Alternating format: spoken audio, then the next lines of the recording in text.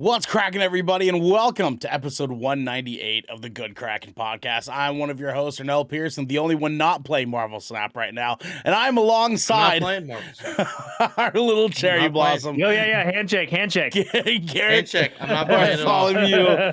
Eden, what's happening, Garrett? Yo, I'm not playing Snap right now. My phone's over here.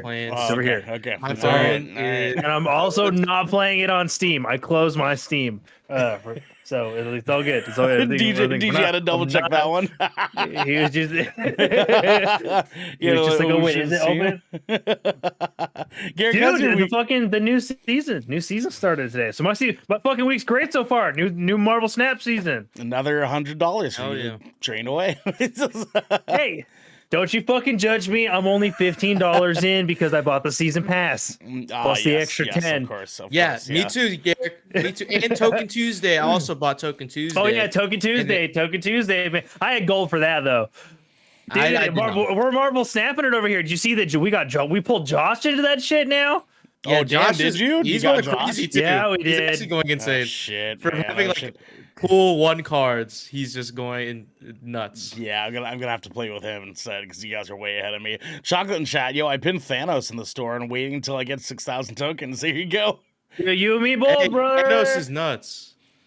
I remember when I got the token store and had Thanos the first thing. I should have pinned him then, but I would have got the cards I got now. He wasn't good back then. He was a 6'8" instead of a 6'11". Yeah. Oh, he's a 6'11" now. Jesus Christ. Yeah, he got buffered up, dude. Play all the Infinity Stones. He gets plus 10. Yeah, dude, and he's fucking borked if you play because you're just playing with the Lockjaw deck and it's just GG as shit, dude. And then you also have Leech to just counter everyone else's deck. Dude, he's on the watch list. Yeah, Garrett, and he's anti-fun. How is your week going outside of Marvel Snap, my friend? Pretty good actually. It's just been kind of one of those weeks where it's been pretty smooth sailing. Not a lot going on. Just been gaming and spending time at home when I can. It's been a nice quiet week. We like quiet weeks around here. I feel like the last several months have been far too fucking eventful. And it's only March. No kicks in the nuts. No biting. Yeah, dude, exactly. No kicks in the nuts, 100%. No biting. It's smooth sailing right now. Everything, March is looking good. Chocolate says I've been playing the shit out of Sunspot, and Sunspot's my fucking card, bro. Sunspot's it, dude. That's a fucking good card, he's man. Probably him and Iceman, the most utilized one drops. He's saved my life on that Jane Jaw deck because I'd float on 5. He just gets that +5, and then I play Infinite, and it's just. Oh damn! You're running Infinite. Okay, that's ballsy. Yeah, no, dude, you got to see the genius of this deck. Fucking Garrick put me on, dude. It's actually insane. I ran Infinite. I love that deck. Twice. I got my ass beat the first time. The second time, storm the gates, baby. Let's go. Yeah, you know what I'm saying? Infinite's it, dude. DJ. Speaking of which, we got him, baby. We got the man, the myth, the legend, Twitch.tv's DJ Super. DJ, what's happening, baby? How you doing? Dude, I am chilling. I am on 4 hours of sleep. Whose fault is that? Damn. My fault, but honestly, I went to bed at a good time. So I had to wake up today at 10 o'clock because I had a proctored exam, midterm exam. Oh God. Yeah, I don't know if you guys, you guys probably never done this, but it's called Proctor U. What the fuck is that supposed to mean? We just didn't go to college. You probably never done this. No, dude, it's literally always the only one in college. It's literally all online. You fucking. Yeah, look. It is new shit. This is new shit. I've had to use it for work certs during the pandemic. I did not have to use it at all. So you're Proctor right. U basically is it's like you have to sign in, make an account, and you have to pay $6 to schedule your midterm exam. And there will be a proctor, which is a bunch of people working for them that will proctor the exam and basically can take over your computer and move your mouse for you. Just go straight to your porn folder and then just click. Dude, it is some of the stupidest shit because so I have to move my camera from here to here, and then after that, do they make you unplug your other monitors too? Yes. Yeah, I have to turn off my other monitor. They're like, bullshit. can you hear? Do you need to use the headset? Headsets aren't allowed. I have to take it off. He's like, can you put the headset away? Show me you putting it away. I have to put it over there on that fucking table. And he's like, all right, your cell phone. And then do a 360 of your room. And I'm like, okay, this is my wall to my left. And then this is the wall to my right. Okay. All right. Yeah. And then this is the wall behind the computer. Right. And then they're like, show your desk. I'm like, okay. And I'm like, all right, here. Look under the keyboard. All right, fuck. Nothing's under the fucking keyboard. All right. And then dude, it's literally a digital frisking. You feel weird. You feel weirdly violated at the end of it. You literally download a software that literally just like fucking they can take over your whole PC. And they can look at all your specs and shit, like your internet speed, your CPU, what CPU you're using, like fucking everything. And it's just I hate it.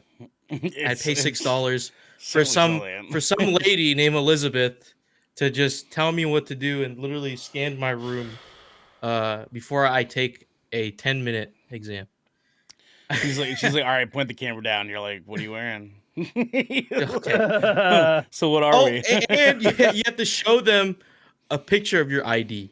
Or you have to show them your ID. You have to pull it up to the camera. That I've had. Show your physical. That's fucking annoying. This is so stupid, man. And it's like it's blurry. Please, like, and I'm like, all right, what do you want me to do about that? He's like, take a picture of it and then zoom in on the picture on your phone.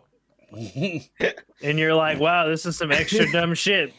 I mean, like, I get it because you're trying to like make sure that you're not cheating or whatever. But like, little do they know it's so extra. The cheat paper's in your pocket. Like, I paid $6. I paid $6 to take a test.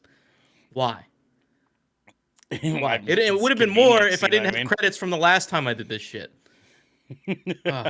You're paying for convenience, DG, just like you guys at home are paying for us, because this is the Good Kraken podcast, your choice for all the nerdy video game and pop media news, reviews, and discussions that you want to hear, live every Tuesday at 7 p.m. and Saturdays at 12 p.m. If you're on this wave, you can head on over to our Discord channel where you can submit questions and topics to the show, get exclusive content, and soon have early access to episodes before they go live on podcasts and video services across the digital sea.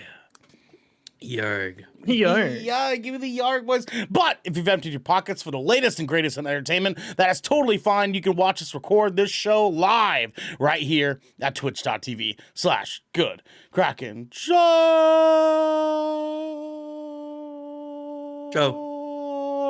If you have Amazon Prime, you also have Twitch Prime. DJ, tell them. Prime Gaming. Hell yeah, baby. And we would love for you to give that to us to help keep us pushing content out for all of you listening or watching at home. But you can also support us by going to our YouTube channel by clicking that beautiful bell and big red button, or by subscribing to our podcast channel by searching Good Kraken with an exclamation mark and leaving a review there. This episode of the Good Kraken podcast is brought to you by Progresso and Kettle Brand potato chips.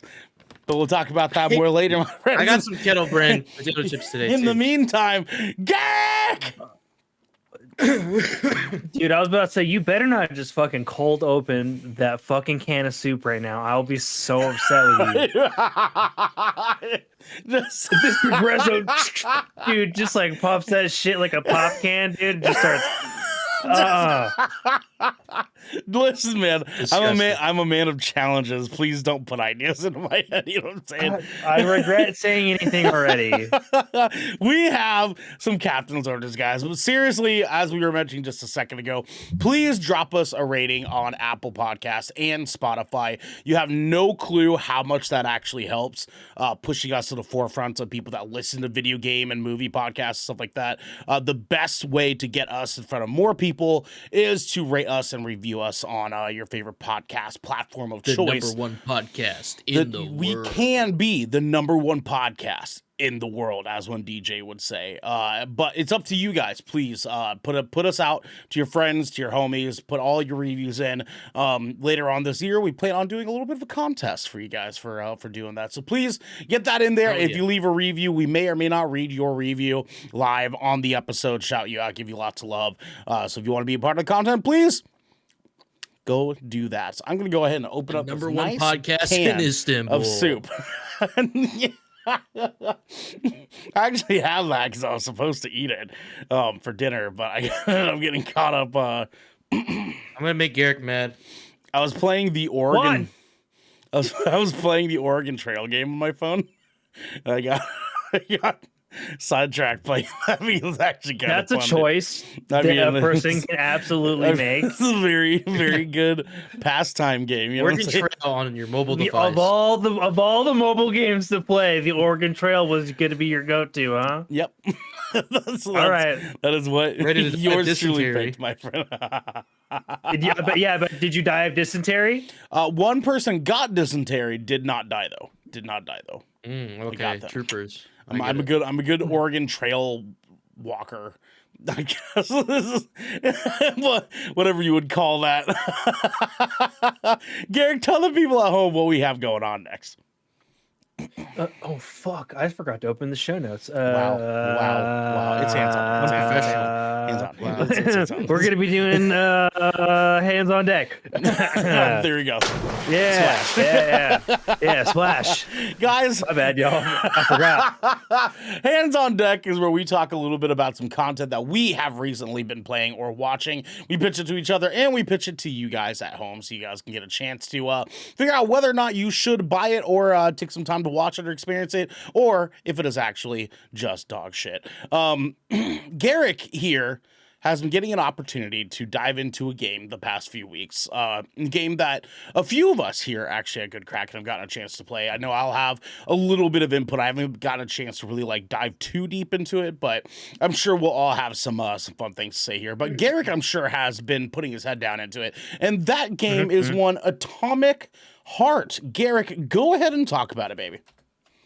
Woo! Alrighty, this is a really highly anticipated game. I'm actually pretty stoked to finally get to review it, and all of its glorious, sublime mess that it is. So, Atomic Heart. This is a first-person alternate timeline, story-driven shooter game, and it takes place in a facility in the alternate timeline, USSR, where the USSR remained intact after World War II and glory to the motherland and such and such. That's basically that's kind of your premise of the game. The game's beautiful. It has a very, very beautiful setting. It has a very utopian, almost cartoonish look in some of its respects, and the way that it takes its approach it doesn't go with realism, and I think that actually does a lot of really cool things for it in its presentation. So basically, the story of this game is you play as Sergeant or Major Sergei Sechenov, yes, aka Agent P3, which is what we're gonna call him as because it's P3, much shorter. Yep, P3 makes sense. We're gonna call him as aka known to the players and as P3, and you are on the mission to stop a traitor to the motherland who has corrupted the 1.0 collective node on the 2.0 collective nodes release day. Happy polymerization day, and things have gone awry. And now the robots are attacking their human masters. Cue the drama. This game takes a lot of inspiration from the BioShock and System Shock franchise. Mostly on the surface, though. It uses just kind of a template of the game, but it really does its best to try to do its own thing, and it does really great at that in some spots and not so great in others. We're going to start with the story of the game. This is a story-driven first-person title. And the story, if you were to just beeline all the way to the end, the story will probably clock you in at about 15 hours. So it's not too bad, not too long, not super short either. But the story pacing is a little funny because there's not a ton of cutscenes in the game. And the cutscenes that are utilized are for very pivotal moments, but a lot of the storytelling is given to you as a player in the form of conversation, excuse me, between P3 and your sentient AI glove, Charles, Yes. who is your very intelligent and witty companion along this journey, which actually they have a really great dynamic despite Charles just being an AI glove, because he's kind of charming for an AI, and he's very witty and very intelligent. And Sergey P3, dude, I am fucking congested right now. I'm dying over here. I'm so sorry. Baby. It's okay. It's all right. It'd be like that. All right. So, and P3 is a very, very cynical individual. Like from the get-go of the game, he doesn't have a very positive outlook, despite the fact that the man is willing to do his mission. He is very much like one in the very first intro level, the Pavlov complex. One of the lines that stuck with me is, "I am a magnet for annoying bullshit." Yeah. Yeah, it is. Yep. Yeah, Like there you go, P3, and that about sums it up. Because that's kind of how the early hours of the game feel, unfortunately, which is where the story pacing kind of gets a little odd. Because even though that the game story is given to you mostly through conversation between Charles and P3, it's actually just happening in these in-between moments while you're walking about and doing puzzles. So you're not stopping or interacting or doing anything special. It's really easy to completely miss important dialogue simply because you were interacting with the game rather than listening along with what was going on. So it can be the game, I will give it this. The game does a great job circling back when it restarts conversations. It'll be like, oh, so you just said this, to try to refill in the player as to where you guys had left off, because they're treating it as a real human conversation. It's like the God of War thing where like Mimir kind of like, has a story, then they say, all right, let's finish this later. And then he actually comes back later on where he stopped, right? Exactly. Yeah, exactly. And then it restarts that conversation. It's not done quite as fluidly as in God of War, but the concept is still there. And it's more or less works to pretty good effect. But the early hours of the game, despite this being an open world title, the first 3 to 4 hours are spent in the Vavilov complex, and it is a linear, annoying fetch quest puzzle doo-doo nightmare. I didn't really like it. There's lots of interesting dialogue going on, but it takes away from the fact that these guys really, really titled this as this expansive open world game, and you spend the first 4 hours trapped underground. Like, that's it. With very little resources, just trying to get yourself back to the surface. This entire time, they're essentially treating it as a tutorial. You don't even get a real substantial boss fight yet. Until after you get above ground. So you're putting in a decent amount of time just to really get yourself going, because they feed you a ton of story and world building in those first 3 to 4 hours. Because the first 5 minutes is honestly cutscenes. Yeah. Which is why there's so few cutscenes going forward, because they use most of it to establish story early on. Now, afterwards, you've finished the Vavilov complex, you've done your silly fetch quests, your fucking canisters that you've carried around and filled up with all sorts of various polymer goo, shoved it in and turned this digital tree to life and fucked off to the beautiful up beyond. You get to this really, really beautiful, expansive, open world game that does not want you to explore it for some reason. Okay, yeah. Damn, tell him, Garrick. So the game is incredibly punishing on its normal difficulty. which is where it's a little different from Bioshock. Bioshock, the earlier ones were a little hard, and you kind of had to manage your resources, but I wouldn't say it's anywhere near as punishing as this. These robots are way, way stronger than P3, way faster than P3, especially from the get-go. And you're really going to spend those first few hours kind of struggling to learn those enemies' attack patterns and kind of get a feel for what combat is like. Because the combat's actually quite simple. You have 2 powers that you can activate through your glove, a shock ability that you have by default because you're fighting robots. It just makes sense. And then your ability to use your melee weapons and firearms. That's combat in a nutshell. It is very, very simple. The combat's not super in-depth. It's very smooth, and it uses its tools and its skills to great effect. Mass telekinesis is a really satisfying skill to use, and a very important one, and I'm going to talk about that in just a second when we get into the mechanics. But the game doesn't want you to explore because there are dandelion cameras everywhere, and it creates this really punishing cycle for the player.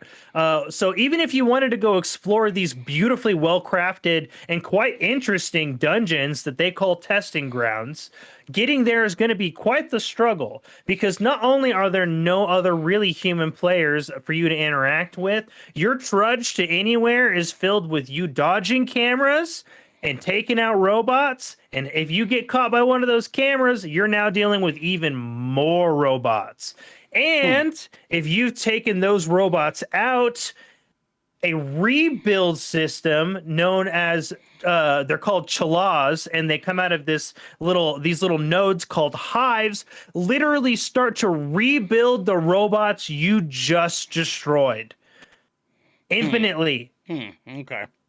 I didn't get far enough. And to this see cycle that, so. just repeats. Yeah, and this is basically the cycle of the open world combat. You're running from cameras. If you get caught by cameras, you get an alert level upgrade, and from there, you're now fighting against those robots. Then after those robots are dead, it triggers the rebuild system. The chalas show up and start rebuilding those robots, and they'll just keep coming out of that hive. And those hives are incredibly, if not impossible, difficult to destroy if you're not using one particular skill, which is completely optional to the player to use.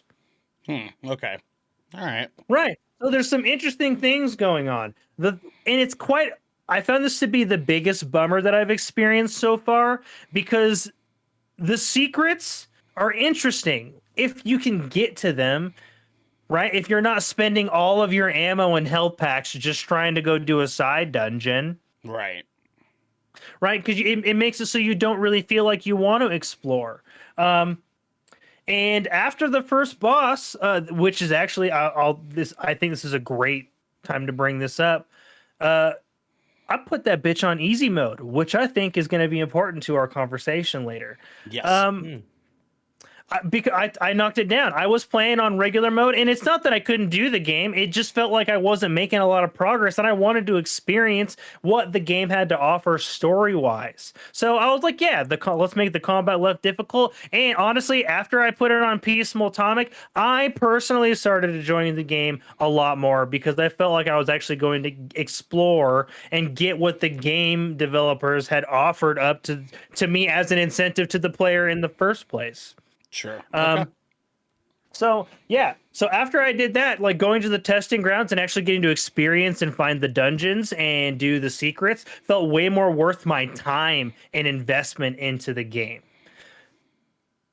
Okay. All right. Well, Garrick, I'm sure me and DJ have a few questions for you. DJ, before we do though, I want to see, did you play Atomic Heart at all?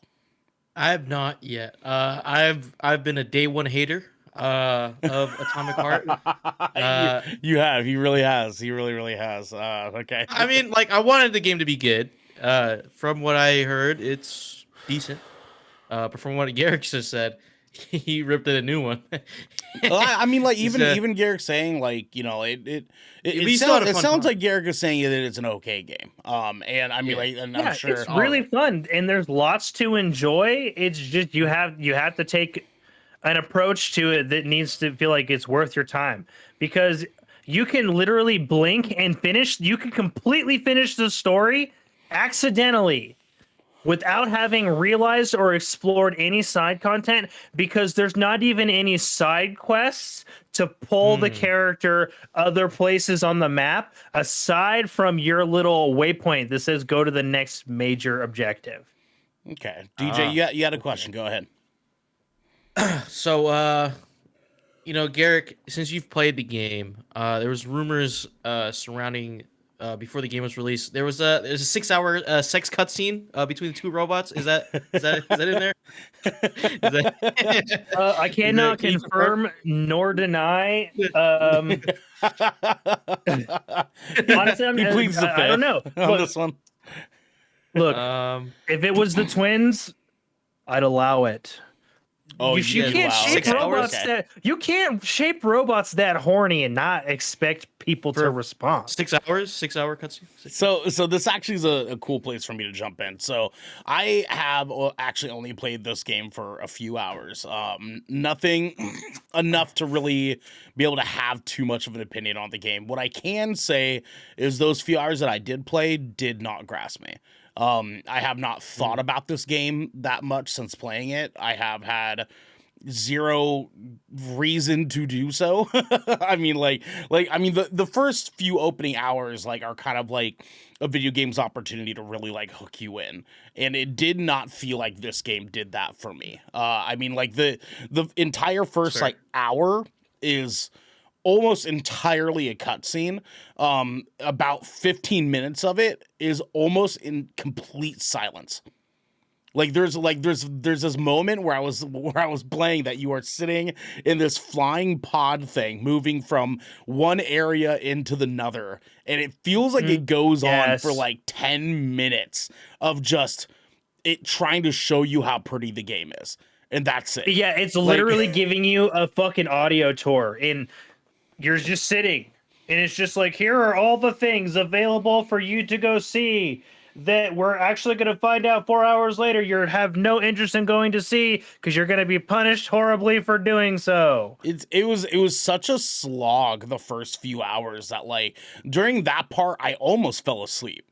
I seriously in my desk I almost fucking passed out. You were about to, oh my god, seriously, dude. The action is very high paced because of just the nature of how the game itself plays, because it's not necessarily just an FPS. There's a lot of melee mechanics that it actually upholsters and wants you to do. It actually has its entire own sort of almost rhythmic based concept to how the melee functions, where you have to sort of time things very, very specifically, and you have to memorize your enemies attack patterns in order for you to memorize how to dodge them entirely, so that you can get in 2 hits before you have to dodge again. And for the first few hours of this game, you're just swinging around this fucking fire axe and maybe letting off 2 shots of a shotgun because you don't want to lose all your ammunition in it. And it's just it feels so scarce in the first few hours of the game that it just could not get me. I was hoping to come into it getting the BioShock follow-up that Devin was so gracefully hoping that this game was going to be. Devin literally think this is the second coming of Christ. 100%. And I understand because they marketed it as such. And that's the part where I knew this game was going to be I know, day one hater. Jesus Christ. So my question for you, Garrick, really right off the cuff here is you all obviously stated earlier that the first few hours of the game feel very tight and not in a basis of how the rest of the game was experienced. Does the pace truly pick up after those first few hours? And if so, is it enough for it to even actually entertain the idea that this is a spiritual successor to BioShock that people were hoping for? Yes, specifically if you enjoyed BioShock Infinite. Once you have gotten above ground, that is kind of that's the closest thing it emulates in terms of presentation. The game world that you once you finally get to experience it is very, very meticulously designed. All of the buildings and the architecture are so beautiful and well placed. Everything is designed with purpose. It's all so functional, and it really is. It's beautiful to wander around and to explore the buildings. It's very sublime to just walk about the game world, but it is also a massive threat at the same time because of that constant robot horde. And so I understand what they were trying to do, because they're trying to deliver this experience of we want you to be able to explore this really beautiful game, but also give you like that daylight horror experience where the threat is there, but really it ends up just bludgeoning the player to death with endless amounts of combat and never enough resources to keep that combat going outside of just maxing out your melee weapon, which I is in which it uses some BioShock mechanics in this respect too, because you can't, like I said, its combat is simply designed. You have access to probably 6 skills, but you can only use 2 at a time plus shock. Right? Okay. You have a set amount of inventory space, so you can't have all of the guns currently equipped, and you have to balance what you're using in your inventory weapons with your health pods and your ammunition and your cartridges, etc. So it's kind of a juggling game that unfortunately requires a little bit too much of the player's attention, in my respect. But when you're going to upgrade and craft all your new weapons, you're going to notice one thing, that all of the weapons and the weapon upgrades use the exact same materials to craft and upgrade. Okay. The same materials you're going to use to craft your health pods and your ammunition is the same materials you're going to use to craft that new mod. It's the same materials you're going to use to craft that brand new weapon altogether. So you're not going to really be seeking out the entire roster of weapons. You're going to be finding your favorites and upgrading them to the maximum of their ability. And you're going to be doing that with the skills as well. And after you kind of get to the point where you've kind of found your flavor of gameplay, it honestly makes the game world a little bit more enriching, because now you as a player feel worthy to go out and explore and do these dungeons and find these like little hidden things. But it unfortunately just takes so damn long to get there. Okay. Well, then I guess my last question then is, well, actually, yeah, go to DJ real quick. DJ, what do you got? Is there so have you finished the game, right? I have not actually. I am I chose, because I almost beat the game without doing any of the side content on accident. So I pumped the brakes so I could go do the side content and give you guys a proper review. But so I haven't finished it quite yet, but I am aware of more or less how the game ends, because it trajects itself in a very clear path if you've played the BioShock games. So I was gonna ask if you did beat the game. My question was if there was any replayability, because I mean it is a 15-hour game, but I feel like with BioShock and there is replayability there in a sense. Yeah, because you want to try to collect and I was also sisters and shit like that. Yeah. Yeah, and I was gonna ask if there was any a new game plus where you could bring some of those mods that you've upgraded maybe towards the beginning of the game, or is the the narrative or how the story is being pushed doesn't allow for that. So as of right now, after you have completed the story, it does the BioShock thing where it gives you the option to either start a new game or load from your last save. So you're not loading after the story's ended. You're loading at your last point just before you completed the story. But outside of going and collecting all of the weapon mods that you can do from the 8 dungeons, which you can completely do before the game ending, there's not really a ton of reason to go back and play it a second time or going back to even finish your collections outside of like trophy and achievement hunting, or just the desire to even like to just listen to the narrative a second time, because then I do really enjoy the story. The dialogue and the way it's presented is very intelligent and well written and brilliant. If not a little predictable, but it's still a fun ride. But after you finish the game, this is probably going to be like I'm going to beat it and uninstall it for most folks. Hey. Okay. Okay. Gotcha. So, Garrick, with that said, then, do you think I should go back and finish it? And if so, what are the stipulations of me potentially going back and finishing it? Answer is no. If you like the BioShock franchise and you enjoy this flavor of RPG, action adventure game FPS, absolutely you should. The story really is good enough, and there's a couple of moments where I'm just like, what the fuck just fucking happened? Because the game does this thing where like it's really casual about some super fucked up shit, real casual about it. Okay. Like it just, you're like, we're gonna gloss over. Everyone's just gonna be super normal about the murderous, horny robot bridge. Okay. Like, and that's just the tip of the iceberg. There are some things there that if you enjoy like that flavor of just like what the hell is going on and being able to piece it all together, the story is absolutely worth just beelining it if you wanted to do that. I will say, you don't need any of the upgrades that you get from the testing grounds to finish the game. I did 3/4 of it with just the shit that the game came with and anything I looted from an open world chest.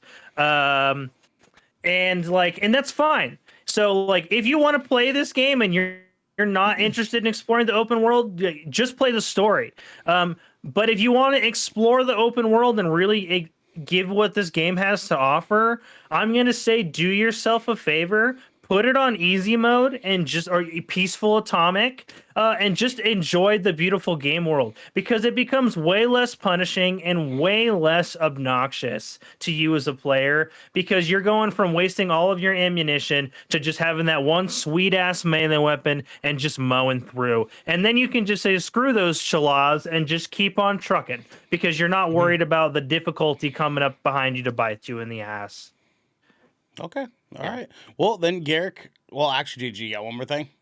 I got one more question to ask. Okay. Because this is an actual I've seen a lot of people say this about the game, story wise, or the main protagonist, the character that you play, P3.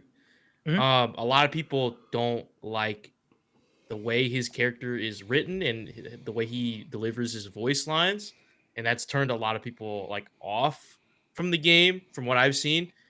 What do you think about it? Or is it because to me, I can't stand that motherfucker's voice, but I don't dislike his voice acting. I think I maybe just kind of gotten used to it. I think one of the things that, and I don't know if it's just because of the way they present the game, but he has an overly American accent. It doesn't sound it's over real. Adjusting. Yeah. It doesn't sound real. It sounds a little over enunciated, not natural. And I think it's if someone tried to make an American accent. Yeah. Well, because most of his dialogue is very just super high action hero, where he's just kind of oh fuck, very cynical. I can't believe this bullshit's going on. Exactly. He's that fucking guy. Yeah. I think that flavor of character and writing, I think a lot of people just aren't into that, and that's fine. I don't dislike his character. I think the funniest things about his character is his motivations seem a little askew at some time, but that's because he's got some memory loss things that are part of his character that you're working out as you play. So yeah, he's got some lore. But honestly, I think the biggest thing is just that Charles's voice actor is so much better than P3's. It makes their dialogue chemistry is good, but their talent is very off. Like Charles' voice actor is you can tell you're like, this person's been behind a mic before, and there's a lot of nuances in the way they choose to deliver this AI's voice. Like it's honestly, it's really well done. I love Charles's character. He's just a fucking glove, man. And he's probably the most interesting character in the game. No, 100%. And I fucking hate how, like, it took me out almost fucking immediately, dude. Like, this is supposed to be a world in which Russia took over and won the war, and now they are technologically more advanced than basically everybody else in the fucking world, except every character is American. But they all have Russian names.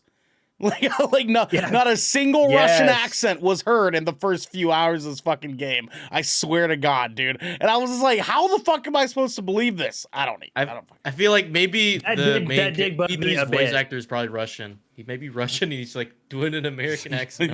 He was, yeah. They casted a Russian guy. Do an American accent. He wanted to sound American. Garrick, what is your final rating of this game, my friend? Dude, this game is about as middle of the road as it comes. It's like it's a 7 out of 10, man. It's not perfect, but it's not a bad game. It's just like it's definitely not. It doesn't meet the hype level that it advertised, unfortunately, and I do think that is a gosh darn shame. But you want to know what? This is available on Game Pass. And that makes it a no-brainer. If you like the BioShock franchise or like story-driven first-person shooters, this has definitely got at least enough originality to it that it's worth your time for a quick playthrough. Okay. All right. I like it. Yeah. Garrick. Respectable.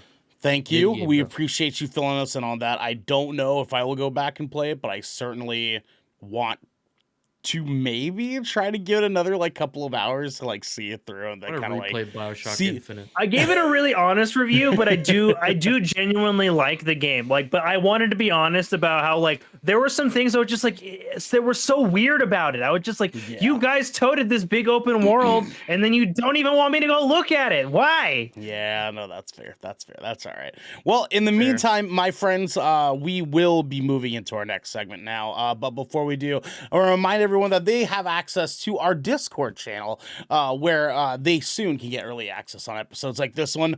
Before they go public, they can write into the show and they can get episodes ad-free. But if they aren't hearing this, they probably aren't on our Discord. So for now, have a word from our sponsors. What's happening, everybody? Hey, my name's Ernell. I just want to let you guys know that we have a lovely item here called Progresso. Okay. That's crazy. That's Progresso. crazy. What's happening right now? That's so crazy. I'm doing an ad read. Okay, can you get off my case? I don't like this. Progresso noodle soup comes with 350 calories per can. Can you believe that? Can you boys believe that shit? Thank you. You guys have an opportunity today to get yourself a can of Progresso soup, not by doing anything that has to do with us, but by going to the store and getting yourself a delicious can of soup. But this episode is also brought to you by Kettle Brand chips. I wasn't supposed to open this bag yet, but I wanted to take a couple of you know what I'm saying? I want to take a little nibbles because Kettle Brand potato chips are the potato chip that you need in your life. Okay, tell them, Garrick. Okay, thank you. So,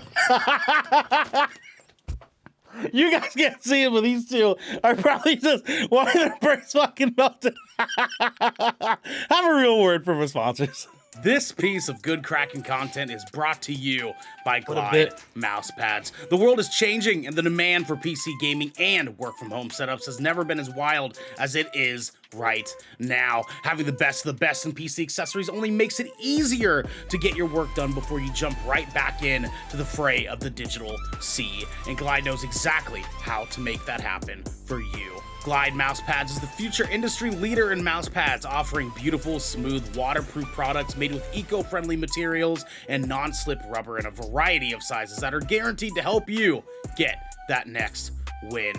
I've got one of these bad boys in my office at work. I've got one here at my desk right now. Devin's got one. Xander's got one. This bad boy is silky smooth, silkier and smoothier than even the silkiest of smoothies or soy milk or what have you. You can go to glidemousepads.com right now and use code Kraken for 15% off the Founders Edition mousepad in every size available. Again, that's code Kraken, Kraken, for 15% off any Founders Edition mousepad today. Our next sponsor is Rogue Energy. Late nights are pretty much commonplace for all content creators, and anyone here at GK can attest that late nights are kind of our only nights. Luckily for us, though, Rogue has figured out exactly how to give those late nights and even earlier mornings the supercharge that we all need. Rogue Energy is a low-calorie, no-sugar energy formula that is the perfect alternative to sugar-filled canned energy drinks and sodas. Every formula Rogue Energy produces is designed with optimal levels of high-quality ingredients and no chalky textures. Again, we don't want that. We don't want that. Being the only gaming drink company in the world with 4 unique product lines to suit your task at hand, Rogue Energy strives to improve the in-game performance of gamers, streamers, and content creators around the world. Now, I know that we've been riding this train for a long time. You might be tired of us talking about this. You might not be tired of us. You might want to just support us anyways. And you know what? For those that do support us, we love you. But the best way to support us right now is to grab yourself a big old cup of Joe. When I say Joe, I mean this Rogue Energy stuff. I need you waking up first thing in the morning with a big old shit to get a big old shit going. Oh, wow. You grab your Rogue Energy cup. Okay, you dip that you just scoop that bad boy right on there. You get that bad boy shaky dakey, you know what I'm saying? And then you're out the dang door, okay? You need this beverage in your life. I cannot express that enough. You can head on over to rogueenergy.com and use code GKRAKEN for 10% off any purchase of shaker or formula tub of your choosing. That's GKRAKEN for 10% off any shaker or formula tub that you would like.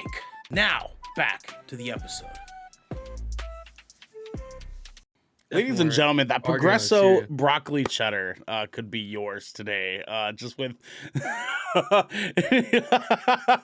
with a very easy payment of when do I skip to the next segment of $2.99? You know what I'm saying?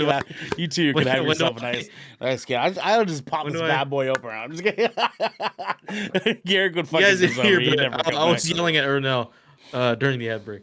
Blazar in chat, send me the soup. I'll send you soup. I'll get us. Watch that be the reason we we get some kind of fucking partnership with Progressive Soup.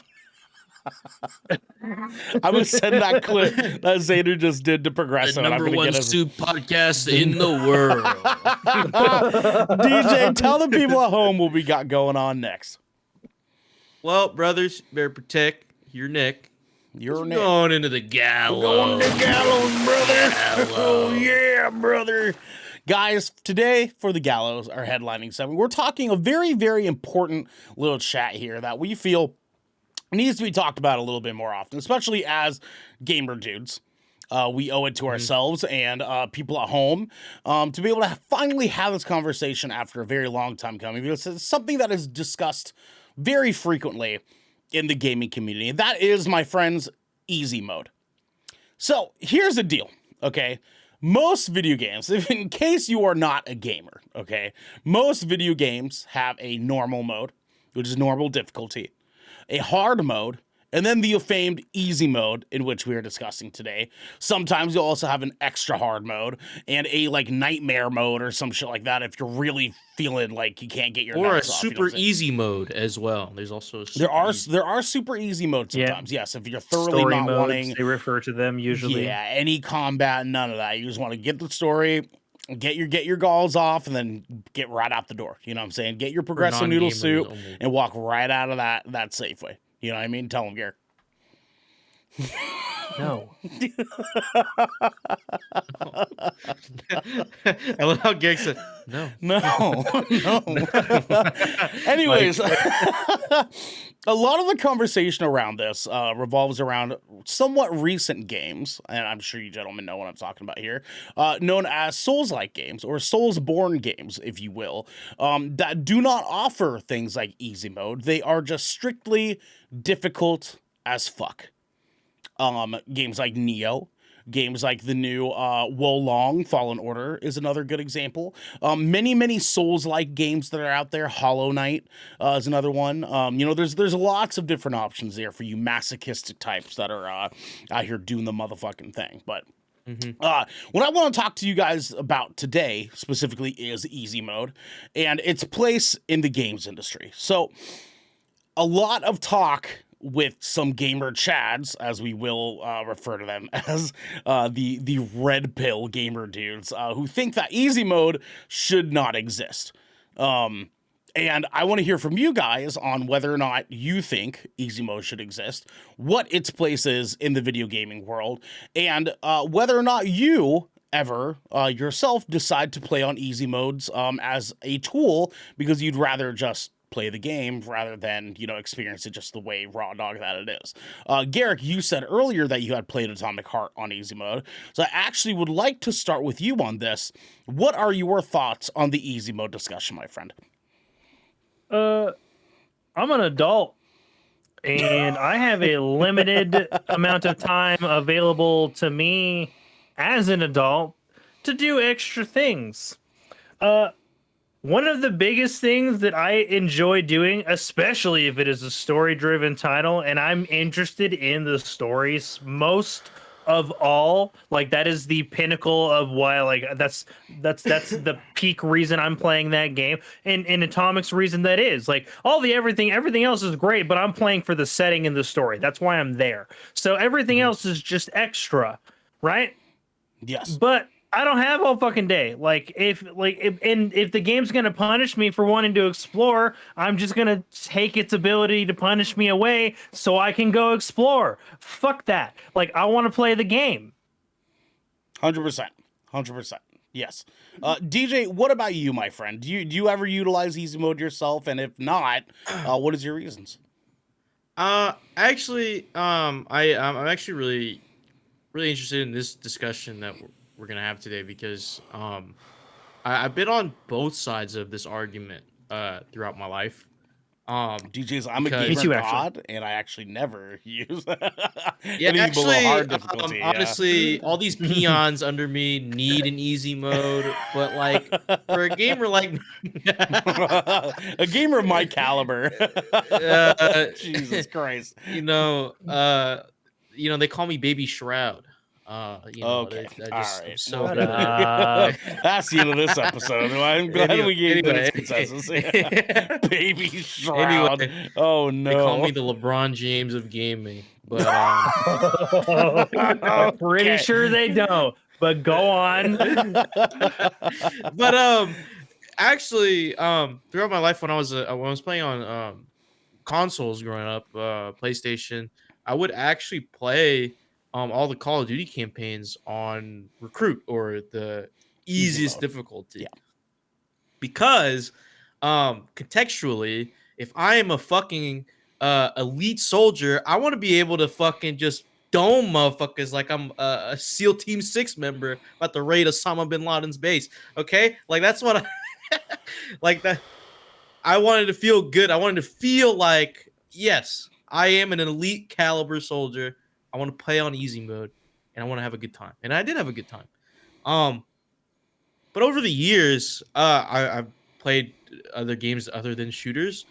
And only recently, I've been more of a Souls gamer, thanks to Elden Ring. I played Dark Souls 3 and I beat it, but with the help of some friends. Wow, Baby Shroud. Elden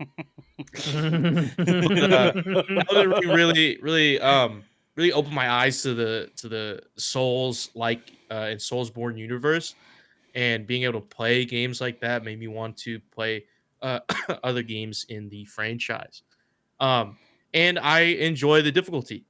It does piss me off, but as the stubborn asshole that I am, I want to beat it.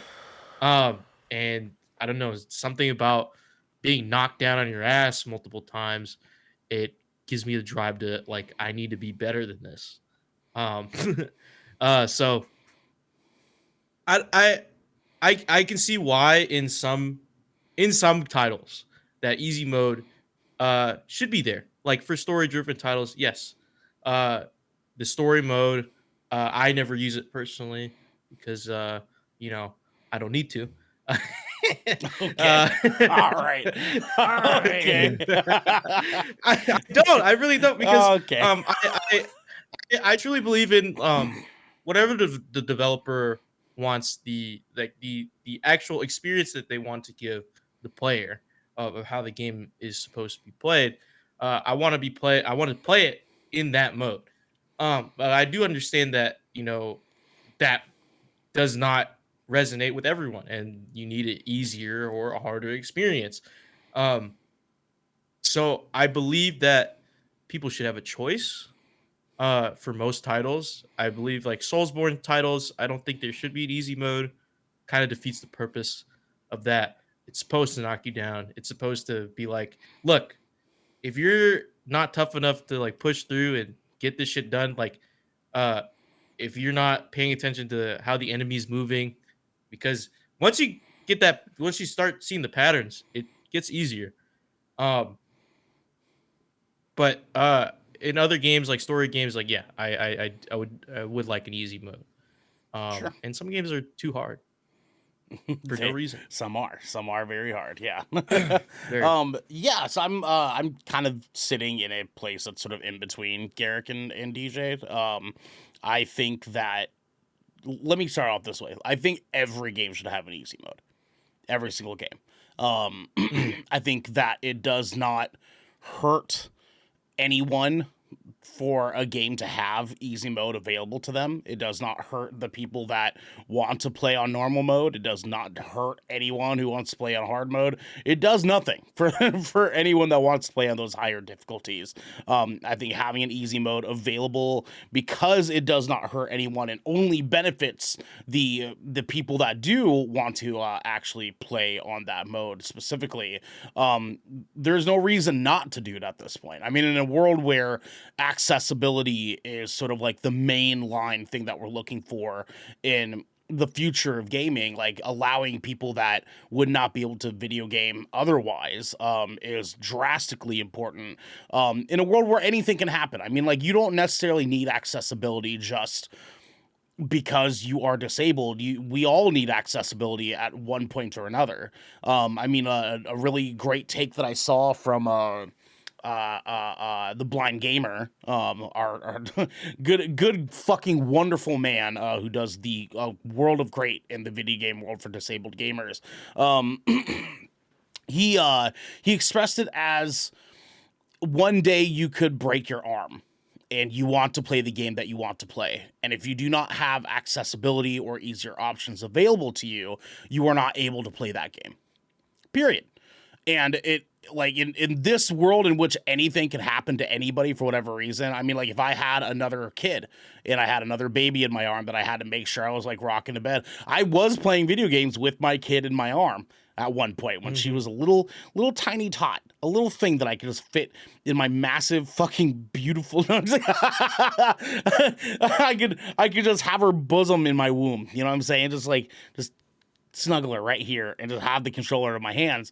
And I did that for like the entire first year of her being a baby, but I would not have been able to do that with a majority of the games that I would have wanted to play if they did not have an easier difficulty or they did not have accessibility available.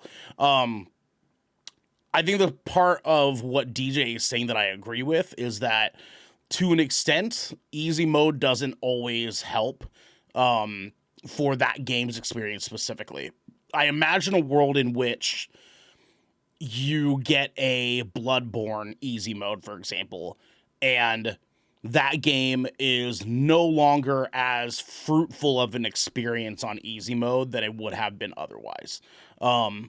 Now, do I think that means that there shouldn't be an easy mode in that game? Not necessarily. I mean, like, if they found a way to make an easy mode for Souls-like games that still gave you the vast and wonderful story that is available in Souls-like games that you can't find unless you are like finding hidden cradle, like little nooks and crannies all over the place with letters and reading equipment stories and like all this other stuff. That's how you get the story in those games.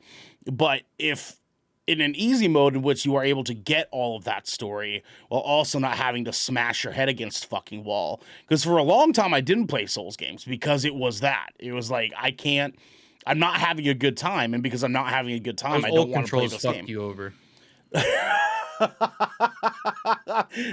Okay, dog. Let's PvP in Bloodborne when it comes out on PC. We'll see who's talking. All right. No, I meant like those older titles, like those older Souls games. The controls they're clunky. They are clunky. Fuck. Yeah, they are clunky. They were clunky as fuck. They are definitely. But I love Souls games. Like I love them. I think that those titles have a place. I think titles like that without those features, like they have a place to exist. But I also, it's interesting though, because I don't necessarily disagree with the fact that like why not have them, right? Because it doesn't it's not gonna like if I don't want to use them, I just don't have to turn it on. Yeah, exactly. Right. Exactly. It's as simple as that. But if you know but I'm sure there are plenty of individuals who have probably wanted to play a Souls game, or at the very least had interest in playing Elden Ring because that shit popped up. Non-Souls players came to play Elden Ring, right? And so I'm sure there was easiest in the Souls. Easiest. It's the most approachable because it gives you so many avenues for success, which other Souls-like games do not give you. Every other Souls game is you play this build or you're fucking done. Like that's how it goes. So. Like if you stuck in one area, you're stuck there forever. Exactly, and you can't really backtrack until you grind like one section over and over again. Like with Elden Ring, you can be like, "Fuck this boss! I'm gonna go do something completely different, redo my entire everything, and reapproach it from a completely different build 20 hours later." And be like, yeah, I beat the boss's ass this time because you got to take the different approach. But like, as far as like, that's the closest we've ever gotten to an easy mode or accessibility features is just diversity of play in Souls-like games, which didn't really, they just wasn't there in the older titles. But as far as like actual real accessibility features, I look for that shit. Yeah. When I play games now, like I played Wolong Fallen Dynasty for Vermilion Voyages the other night, and I even made a tweet about it. I was getting so fucking frustrated with the controls because like one of the control mechanics is just not good for me because I don't have steady hands, and like I don't know if you guys, I do it all the fucking time. Like I'll mute myself or unmute myself, and I'll double click and like just redo it. I do the same thing when I'm playing games.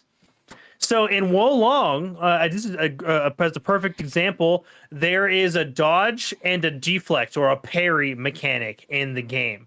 Well, they're both tied to the B button. Dodge is double B and deflect is B. Well, deflect is the priority mechanic for the game. My twitchy ass was dodging when I was supposed to be deflecting all fucking night, and I couldn't remap the setting to LB, which is what the fucking block button is, and the block is useless to you. Yeah. So if I was able to literally just remap that deflect to the LB, I would have had a much better time playing that game. Now, I still have interest in playing it despite my frustrations, but it's probably going to take me a lot fucking longer, and I'm probably going to have to fight the bosses way more times because I'm going to screw myself up so many times just because I'm not steady. And that button mapping doesn't work for me. And the fact that in 2023 I can't remap that shit is dumb. Yeah, no, 100%. Candy in chat says if easy mode or story mode didn't exist, I wouldn't get any gaming done. Hook it up with that field of view slider. That field of view slider is fucking it, dude. Like that shit's so nice, especially in FPS. No, I mean like that's sort of a testament to like the point that is being made here is that there's a lot of people that just would not be willing or able to game otherwise if there wasn't something of an easy mode or some sort of equivalent to do as such, right? I mean, like in Souls games you can get away with like easy mode in Souls games is just making a strength build. You make a strength build, you get the biggest weapon, you upgrade the fuck out of that weapon, and you just storm house on every single enemy Strength, for vitality, the rest of that game. big health, big damage. 100%. Bam. But you don't get that option with games like Hollow Knight, which are way more centered around you having reactive speed. Games like Sekiro, where you don't get to have like just the draw updates of doing a strength build. You have to be able to like parry and dodge. Like that's it. Like that's the only choice that you have. So love Sekiro. For me, it's like I do have God, fucking good game. I kind of want to like play it because I never beat it. I never beat that game. Oh, dude, I beat that shit so fast. Area. God, dude, I want to play the shit out of that. The final boss was incredible. That's what I've heard. That's what I've heard, man. But so for me, like I do have some games I do like to play in hard mode. I'm actually the opposite of DJ, where I like to play my Call of Duty campaigns in like the hardest difficulty I possibly can. Which is just insane. It's to me. I loved it. For me, it's like I don't tossing back grenades every 3 seconds is nuts. Because DJ, he's right. DJ wants to feel like a super soldier in those campaigns. I want to feel like I'm surrounded. I'm lone survivoring this fucking. I was literally gonna be like, he's lone survivor out here, dude. That's what I want to feel like, you know. I feel that way now. That's why I play on normal or at least hardened difficulty nowadays. But back then, I was like, I just want to fucking. You want to be a fucking monster, yeah. No, for sure, and I totally understand that. I mean, like it. The thing is too is like we're being very topical about this. There's a lot of JRPGs that don't have an easy mode in them. I mean, like a majority of Final Fantasy games don't have an easy mode. You just have to like basically just grind until your characters are strong enough to get through. I mean, like there's a lot of games that don't have easy modes. The question is, could they have them while still holding up what the developers were wanting these gamers to experience, generally speaking? And DJ, I don't know if you have a thought towards that. Like, do you think that an easy mode would potentially degrade the experience a gamer could potentially have with a game? Yes, but like in very like extenuating circumstances, if that makes sense. Okay. Because like I agree with you guys in the sense of like, yes, accessibility wise, I do believe that every game should have an easier mode. Yes. But I feel like that should come with a disclaimer and be like, okay, you're selecting easy mode for certain games. Like let's say if a Soulsborne game had implemented easy mode, I would like to have a disclaimer like, hey, even though this game does make it easier and will list like how it's easier, this isn't the intended way that us developers want you to experience the game. Sure. Blah blah blah. And just leave it at that. So people know, right? Or like, some games they have this, like they'll highlight this difficulty and it'd be like, this is what we want you to play on. Like as developers, you can if you want. Garrett. Actually, it's interesting that you brought that up because I was playing Wild Hearts, or was it Wild Hearts? No, maybe. There was another game. I can't remember. I was playing another game just recently. God, what was it? The title's escaping me on my Xbox. And literally, when it had that exact disclaimer. Like it was Atomic Heart. It was Atomic Heart. Because they have the window where it explains on the bottom like each difficulty setting and like what you should expect from that. And in the normal mode, it says like the developers made this game to be experienced in this way. And so that game did have the disclaimer on it. Yes. Mm. Yeah. And I think I think a lot of people would appreciate that a lot more. Instead of like, I mean, you could just have it anyway, but I personally, fuck, what was the question again? My ADHD just do you think having an easy mode would take away? Oh yeah, okay, yeah. Would it hinder their experience? I feel like in terms of like I guess Souls like games, if that's like where our example is here, I don't think you'll get that, like you said, that fulfillment of beating this really hard area boss or whatever, what have you, if you played it on easy mode. Because balancing is a really I feel like it's a really tough thing for developers. I'm not sure if it is, like, actually, but making things, because they could possibly make it too easy, and then it just ruins the experience for everyone involved that wants to play on that mode.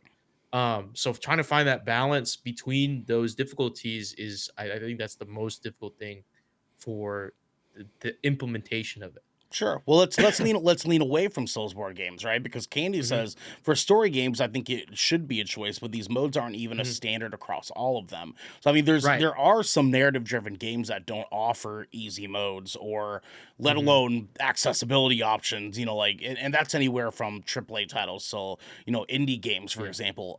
Do you think that the experience could be hindered through story narrative driven titles as well?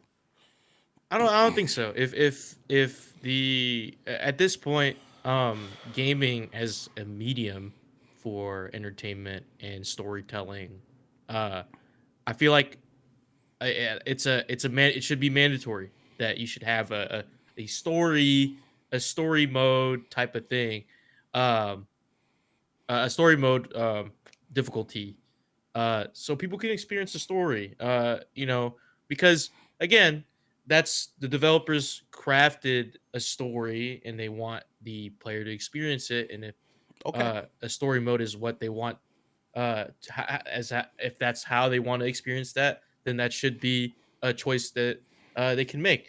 And the normal difficulty could be like, the mix in with the combat, make it a little bit challenging, so get some fulfillment there, So the right? But intent kind of matters to you in that yeah. sense, right? Okay, okay, that makes sense. That makes sense. Well, my last question that I have for you boys before we tie things off here is do you guys have any franchise that you like feel like you personally like really do like need to play on an easy mode at all? Like, do you guys have any franchise that you feel like like I don't want to deal with the bullshit, like just give me the goods and I want it that way? Garrett, go ahead.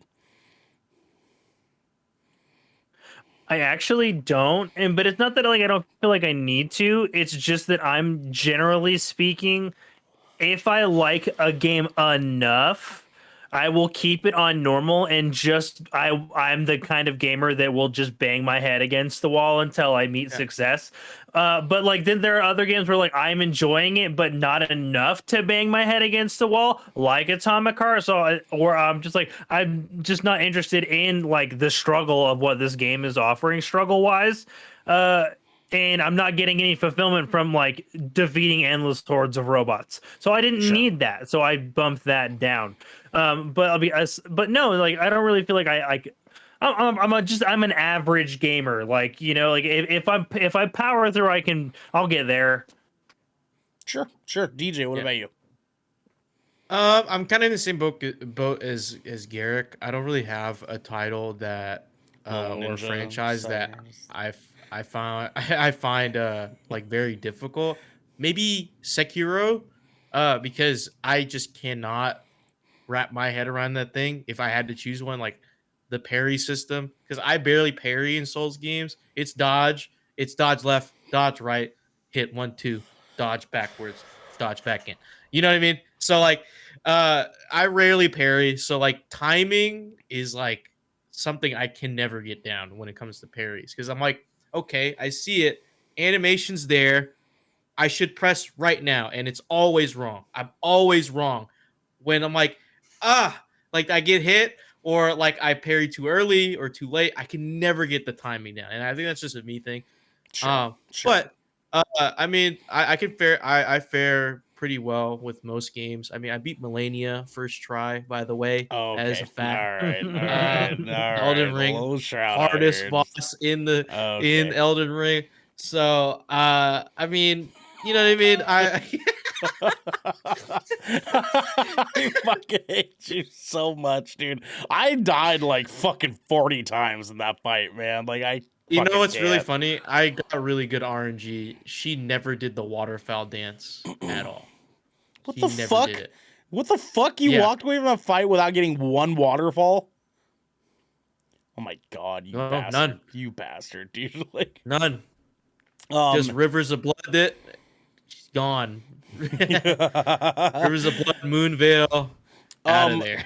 I think that if there was an easy mode on Souls games, I actually might be interested in like trying that at some point. I think that'd be really, really cool to sort of experience. For the linear experience, like, I feel like you should. It should be for because those linear ones. I enjoy Souls games because of the story. As any of you guys know, hence Ocean Shrine story time. I'm way more about like the narrative that is behind and like underneath all the like the gunk that is happening in Soulsborne games. Like Dark Souls 1, the first Dark Souls game, is like one of my favorite like stories of a video game ever. Like I have every single backstory to like every single boss and like sub boss in that game memorized because the entire story behind Dark Souls is enthralling. The lore videos on those. Oh, dude, it's insane. Like the lore is so thick in every single Souls game, and I love those for that. And like, shout out to that guy. And I understand that like a majority of the original like Soulsborne games didn't have like any sort of easy mode because it was mostly because they have PvP in the game. And if they had an easy mode, there would be no way for them to balance that with PvP, especially with PvP that is as janky and fucked up as Souls games PvP was. That shit was janky shit, dude. Like people would just glitch, roll, backstab you into oblivion if you were not like the right build or anything for that. And it was just a fucking mess, dude. But I actually I enjoy Uncharted better on easy mode than I do on normal mode. Oh, dude, Uncharted on hard mode is fucking. Dude, Uncharted on normal mode is fucking annoying. It's annoying. It feels like you're shooing mice for like fucking 10 hours, dude. Like, and I on fucking hard, you get out of cover, you're dead. Period, man. Like seriously, like that one I definitely enjoy more in an easy mode. I like a lot of survival horror games more in easy mode because there are stories in survival horror games, and I do enjoy getting the story of that horror experience a little bit more than I do like feeling like I need to piss my pants for 8 hours. You know what I'm saying? Like so like Resident Evil games I like in easy mode. Silent Hill I enjoy in easy mode a little bit more too. But then there are some horror games that I like to do in like normal mode or even sometimes like hard mode. Like when I dive into fucking what are they called? The first person, like you can't fight anybody, you're just running away the entire time. Outlast, yeah. When I played Outlast, I was like, yeah, no, I want to try to see how far I can get. Like the hardest bullshit ever. Because like you're getting chased. It's like whatever. No, fuck that. Fuck that, man. Like that's a bad game to play in hard mode, dude.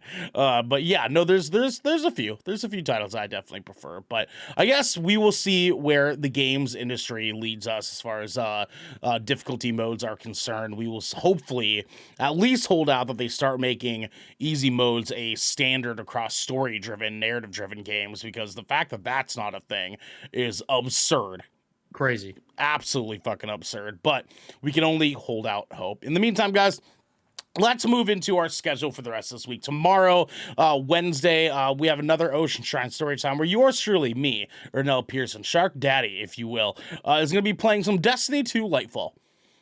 Because I have hardly touched campaign. I played for a couple hours the other night with Logan, and it's fucking cool. The opening couple hours of the campaign are fucking dope, dude. What's up? What are those things called? The fucking the void fucking monster shits that come out, the little bosses. The tormentors, dude. Oh my god. The tormentors, they're scary as fuck. The shit. Dude, imagine doing that shit solo. I've been fighting those things solo, and I've been just like running from That's what Logan said. He's like, dude, I've been having to fight these things fucking solo when I ran the campaign. I was like, fuck that, dude. We were having a hard time with us too. And Logan's like an experienced Destiny guy. There's a point of campaign where there's multiple at once. Oh fuck me! Have you beaten the campaign yet? I've not yet, but I heard, and I'm not excited for that.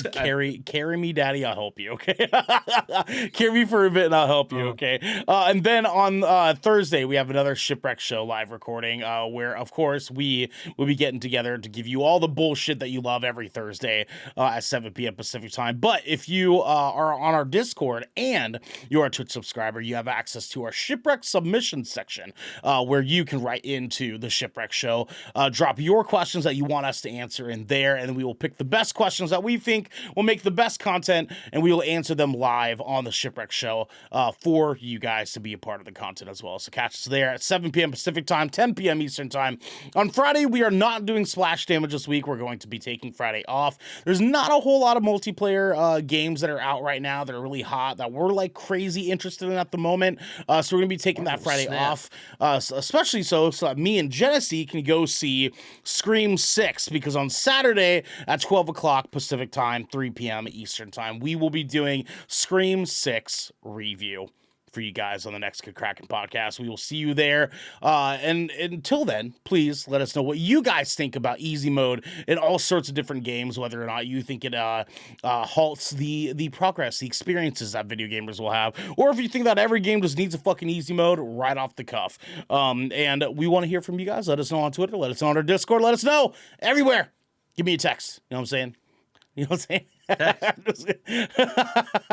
Buy yourself some Progresso soup. You know what I'm saying? Nice can of Progresso. It has 1,700 milligrams of sodium in this one. You know, I seen someone beat Dark Souls, the whole trilogy, with a banana. So, I mean, honestly, you just gotta get good. You know the guy who like made a controller that like you could like touch with the on the banana, and it's like fucking. I saw someone do it with a DDR like fucking pallet, dude. Oh, dude, that chick! Oh my god, she fucking killed it, man! Oh my god, dude. Fucking you just gotta get good. I don't know. Good for her. Gotta get good. It's a skill issue. It's a skill issue. Yeah, honestly, get good. Yeah, exactly. Honestly, yeah. It's a skill you issue. can get good, or you can hang out with us, because this has been the Good Kraken Podcast, your choice for all the nerdy video game and pop media news, reviews, and discussions that you wanted to hear. Live every Tuesday at 7 p.m. and Saturdays at 12 p.m. right here at twitch.tv/Good Kraken Show. If you enjoy the show, you can head on over to our Discord channel where you can submit questions and topics, get exclusive content, and soon have early access to episodes before they go live on podcasts and video services across the digital sea. Yarg. Thank you, gentlemen. You can also support us by going to our YouTube channel by clicking that beautiful bell and big red button, or by subscribing to our podcast channel by searching Good Kraken with an exclamation mark and leaving a review there. Candy, good night. We love you. You guys all have a good one. We got to get rolling on out of here. But until next time, my friends, get yourself a nice the LeBron James of gaming. A Progresso soup. Says Lil Shroud. Lil Shroud wants you. #1 podcast in Istanbul. You think they got Progresso soup there?